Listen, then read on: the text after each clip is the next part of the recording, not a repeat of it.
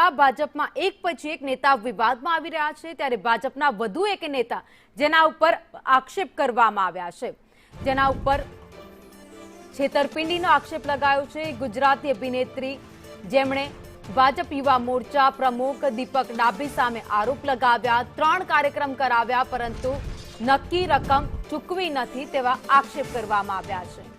ભાજપ યુવા મોરચા પ્રમુખ દીપક ડાભી ઉપર આરોપ લગાવાયો છે, કાર્યક્રમ કરાવ્યા બાદ રકમ ન ચૂકવ્યાનો આક્ષેપ છે। 3 કાર્યક્રમ કરાવ્યા તેમ છતાં પણ જે પૂરતી રકમ નક્કી કરવામાં આવી હતી તે ચૂકવાઈ નથી। ફેબ્રુઆરીથી રકમ ઉઘરાણી ન મળતા વિડીયો વાયરલ અભિનેત્રીએ કર્યો છે અને ત્યારબાદ અભિનેત્રીને મારી નાખવાની ધમકી આપ્યાનો પણ આક્ષેપ કરવામાં આવ્યો।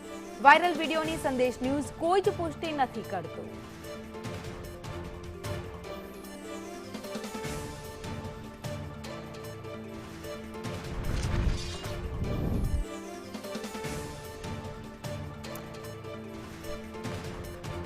ભાજપનો ખેસ ધારણ કરી લો એટલે કે તમને કોઈ પણ ગુનો કરવાનું લાયસન્સ મળી જતું હોય તે પ્રકારની સ્થિતિ દર વખતે જોવા મળતી હોય છે। ફરીથી આ વખતે એવું જ ખેડા જિલ્લામાં જોવા મળ્યું છે, જ્યાં એક તરફ ભાજપના નેતાનો પુત્ર છે દારૂ સાથે ઝડપાય છે અને બીજી બાજુ જ્યાં એક બીજો ભાજપનો નેતા છે, યુવા મોરચાનો પ્રમુખ છે, જે એક અભિનેત્રી પાસે કાર્યક્રમમાં બોલાવે છે, જે તે ફી નક્કી કરે છે, ત્યારબાદ તે ફી પૈસા આપતો નથી અને જ્યારે તેના પાસે પૈસા માંગવામાં આવે છે તો એને મારી નાખવાની ધમકી પણ આપે છે। જો કે અભિનેત્રી આખી ચેટ વાયરલ કરી છે, પરંતુ આ બીજી બાજુ આ જે દ્રશ્યો બંને સામે આવ્યા છે ઘણું બધું કહી જાય છે। એક બાજુ શિસ્તની વાતો ભારતીય જનતા પાર્ટી કરતી હોય છે, પરંતુ ભારતીય જનતા પાર્ટીના નેતાઓ જ ગુનામાં સંડોવાયેલા છે।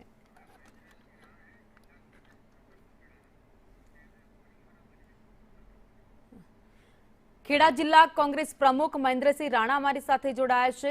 મહેન્દ્રસિંહ, આ 2 દ્રશ્યો સામે આવ્યા છે, જ્યાં ભાજપ શિસ્તની વાતો કરે છે, જ્યાં ભાજપના નેતાઓ છે દરેક ગુનામાં જોવા મળે। બિલકુલ, શું કહેશો ઘટનાને લઈ? જો પહેલા તો આ ભાજપમાં શિસ્તની વાતો કરે છે, ગુડ ગવર્નન્સની વાતો કરે છે, પણ દારૂના વેપારમાં મોસ્ટ ઓફ ભાજપના નેતાઓ સામે આવી રહ્યા છે અને અમે વારે ઘડીએ આ બાબતે આવેદનપત્રો આપીએ છીએ, વિરોધ પક્ષ તરીકે એમને રજૂઆતો કરીએ છીએ, પોલીસમાં રજૂઆતો થાય છે। તેમ છતાં ખેડા જિલ્લામાં હમણાં નજીકના સમયમાં ખેડા જિલ્લા પંચાયતના સભ્ય દારૂના બુટલેગર તરીકે એમને પકડાયા, ત્યાંથી 50 લાખનો દારૂ પકડાયો। એના પછી અત્યારે આ ભાજપના નેતાના પુત્ર, તાલુકા પંચાયત સભ્યના પુત્ર દારૂ વેચતા પકડાયા। અમે લોકો કહીએ છીએ કે દારૂનો વેપાર દિવસે દિવસે આ ભાજપના શાસનમાં વધી રહ્યો છે અને એમાં જેટલા નેતાઓ જવાબદાર છે એની સાથે પોલીસના વહીવટદારો જે છે એ પણ આ પોઈન્ટ ચલાવી રહ્યા છે। તમે ગુજરાતમાં અને ખેડા જિલ્લામાં દારૂની રેલમછેલ થઈ રહી છે અને એના કારણે યુવાધન બરબાદ થઈ રહ્યું છે। તમે રજૂઆત કરી? અનેક વાર રજૂઆતો થઈ, એના બાબતે વિરોધ પ્રદર્શનો થયા, આવેદન પત્ર આપ્યા, ટેલિફોનિક રજૂઆત પણ અમે કરીએ છીએ, પણ તેમ છતાં પોલીસ દ્વારા કોઈ કાર્યવાહી કરવામાં નથી આવતી, કારણ કે આ બધા જ આશીર્વાદ કમલમમાંથી મળે છે અને કમલમ એટલે તમને લાગે છે કે આ ભાજપના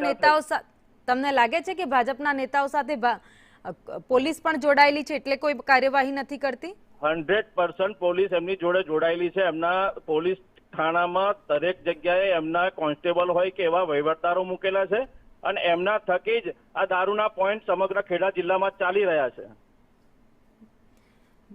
હવે મહેન્દ્રસિંહ, આગળ શું કરશો? આ ઘટના સામે આવી છે ત્યારબાદ હવે વિપક્ષ કેવી રીતે ચાલશે? કોંગ્રેસ? અમે તો વારે ઘડીએ રજૂઆત કરી છે અને આવેદન પત્રો આપ્યા છે, વિરોધ પક્ષ હવે શું કરશો?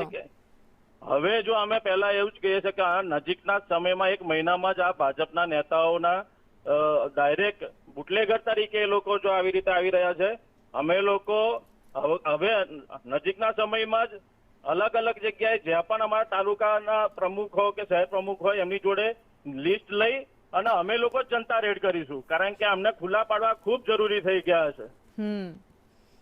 મહેન્દ્રસિંહ, આપ અમારી સાથે જોડાયા, આપનો આભાર। ત્યારે આ જે ઘટના બની છે, એક તરફ ભાજપ હંમેશા શિસ્તની વાતો કરતી હોય, ત્યાં ભાજપના જ નેતાઓ લુખ્ખાગીરી કરતા, બુટલેગર દારૂના ધંધા કરતા સામે આવ્યા।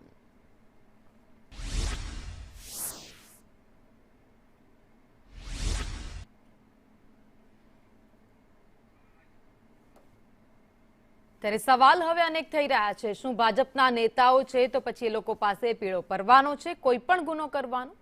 ભાજપના નેતાનો પુત્ર છે અને હવે શું કાર્યવાહી કરાશે એ પણ સવાલ છે. તો બીજી બાજુ અનેક સવાલો અત્યારે ઊભા થઈ રહ્યા છે. ખેડા જિલ્લામાં નેતાઓએ ક્રાઇમ કરવા ભાજપમાં હોદ્દા લીધા હોવાનો પણ સવાલ અહીંયા ઉઠી રહ્યો છે.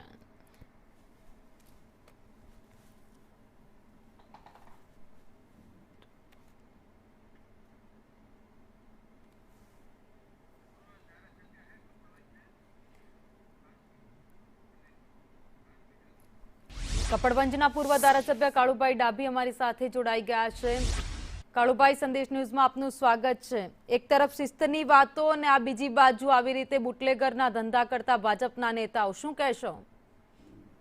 જો બેન, દારૂ તો મોટા ભાગે આ તો પકડે એટલે ખબર પડી, બાકી દારૂ તો ખરો ને ખેડા જિલ્લામાં ચારે બાજુ ચોરે ને ચૌટે બધે દારૂ વેચાતો હોય અને કેટલાય લોકો ત્રાસ થઈ ગયા. જેમ કે મોટા ભાગે અમારા વિસ્તારમાં જે ખરા ને મોટા ભાગે બધા છોકરાઓ અમદાવાદ કોમે આવતા હોય એટલે બધા માનસિક રીતે બધાના આ લોકોએ દારૂ પાછળ રવાડે ચડાવી અને શેરીએ ગલીએ રોડ ઉપર, રસ્તા ઉપર, નહેરો ઉપર મોટા ભાગે બધે દારૂનું વેચાણ ચાલતું જ હોય છે. પણ હવે સરકારની કઈ રીતે નીતિ છે અમને કઈ ખબર નહીં પડતી અને પોલીસ તો મોટા ભાગે હપ્તા લઈને જ ચલાવતી હોય છે. એટલે અમે તો વારંવાર રજૂઆત કોંગ્રેસના પૂર્વ ધારાસભ્ય તરીકે અને કોંગ્રેસના અગ્રણી તરીકે વારંવાર રજૂઆત કરીએ, કોઈ એનું રિઝલ્ટ આવતું નહીં. પણ મોટા ભાગે આ વિસ્તારમાં ખેડા જિલ્લામાં કાળુભાઈ, તમે ધારાસભ્ય રહી ચૂક્યા છો, તમે મને એવું કહી રહ્યા છો કે છેલ્લા ઘણા સમયથી દારૂનો ધંધો ત્યાં ચાલે છે, તો કાળુભાઈએ શું કર્યું? કેમ આ દારૂનો ધંધો બંધ ના થયો? એટલે હું હમણાં થોડા સમયથી, મને તો રિટાયર થાય 4 વર્ષ થઈ ગયો, 2022 ની વાત કરું. અમે તો હોમેથી અમે જે વિસ્તારમાં ખરા ને અમે તો મોટા ભાગે વિસ્તારમાં તે વખતે તો બિલ દારૂનું તે વખતે ચલણ બહુ ઓછું હતું, પણ છેલ્લા 2-3 વર્ષ તમે એવું કહો છો દારૂનું ચલણ, દારૂ તો એ વખતે કાળુભાઈ ત્યાં મળતો તો અત્યારે કદાચ વધારે વેચાણ થયું હશે તેમ તમે કહી રહ્યા છો. એવું તો નથી જ કે દારૂ એ વખતે નતો મળતો. દારૂ એટલે અતિશય દારૂનું વેચાણ ચાલે, અતિશય ચોરે ને ચૌટે. તમે અને તમને પોતાને ખબર છે કે મોટા ભાગે પોલીસ હપ્તા લઈને બધે ચલાવતી હોય એટલે દારૂનું તો બિલકુલ આખા ખેડા જિલ્લામાં ને આખા રાજ્યમાં ચારે બાજુથી એ થઈ ગયું. તો કાળુભાઈ શું કરશે આ દારૂનો ધંધો બંધ થાય માટે? સરકારનો વિષય છે. અમે તો રજૂઆતો કરીએ વારે એસપી ની વાત કરીએ અને મોટા ભાગે બધા લોકો જિલ્લા સ્તરે કેટલી વાર રજૂઆત કરી કાળુભાઈ તમે? અમે 3-4 વાગે અમારી એક સ્કૂલ હતી ને તો સ્કૂલની હોમે પણ દારૂ વેચાતો હતો, તો એ વખતે ગામ લોકો મને કહેવા હતા, તો એ વખતે ભાઈ એનો થોડા વખત પછી ખબર પડી કે એને સ્ટેન્ડ બદલીને ભાવ બીજે ચાલુ કર્યું, બાજુમાં ચાલુ કર્યું. એટલે આ લોકો હપ્તા લેતા હોય ને બેન પોકી નહીં ભરાતું, થાકી ગયા ખરેખર. એટલે એવું છે કે કોંગ્રેસના ધારાસભ્યોની વાત કોઈ સાંભળતું નથી?